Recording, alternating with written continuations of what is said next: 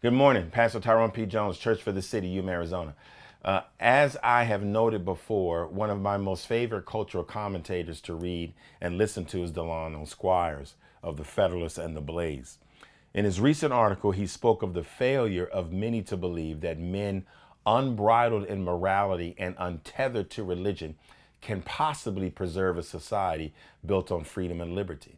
He builds this premise on the words of John Adams, a leader of the American Revolution and our second president, who said this: "We have no government armed with power capable of contending with human passions, unbridled by morality and religion. Avarice, ambition, revenge, or gallantry will break the strongest cords of a constitution as a whale goes through a net.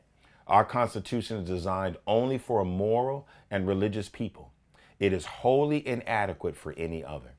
Now, Adams' words reveal a belief that morality and self-government are preconditions for liberty and freedom. As a nation, we no longer have a moral center. Thus, people who cannot control their own feelings, attitudes, and behavior require control from external sources.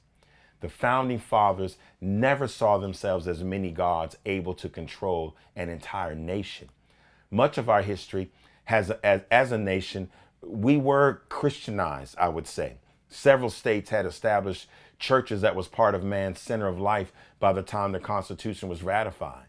Prayer in public schools was common until the 1960s.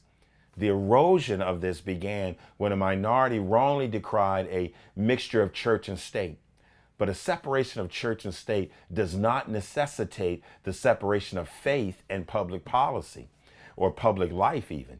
A nation that lives by the tenets of the Ten Commandments will produce a more stable, orderly culture than one that attacks God's design for the family and calls for killing the unborn, reproductive justice, and promotes the mutilation of adolescents as gender-affirming care.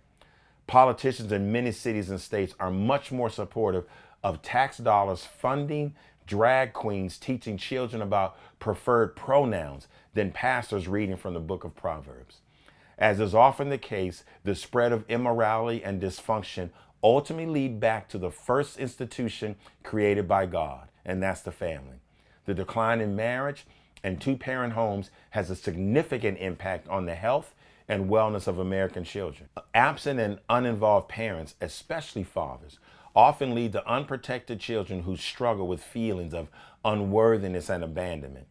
Children need a sense of identity and purpose. They need close relationships, a meaningful mission, and goals that orient them toward the future. Problems arise when civil magistrates think they are the highest authority and arbiter of morality. Governing officials who believe they can single-handedly control entire economies or save the planet and eradicate sin are delusional. And we all pay the cost of their delusion as they remain in a bubble of segregated and protected living of their choosing. Previous generations spoke of the world in a transcendent term, openly acknowledging a creator and the fallenness of human nature. Leaders today speak in a transactional term, framing the presence of evil as a reflection of unmet material needs. The most unique element of the American experiment is the twin concepts of self-government and individual liberty. People who use their liberty to kill innocent children, abuse the elderly, steal from hardworking neighbors, promote drug use, degrade the human body through sex work and pornography, and deny human biology are in deep spiritual bondage. No amount of money or power can purchase freedom from the shackles of sin. Only repentance and faith in Jesus Christ can change a man's heart and deliver freedom from sin to pursue good works.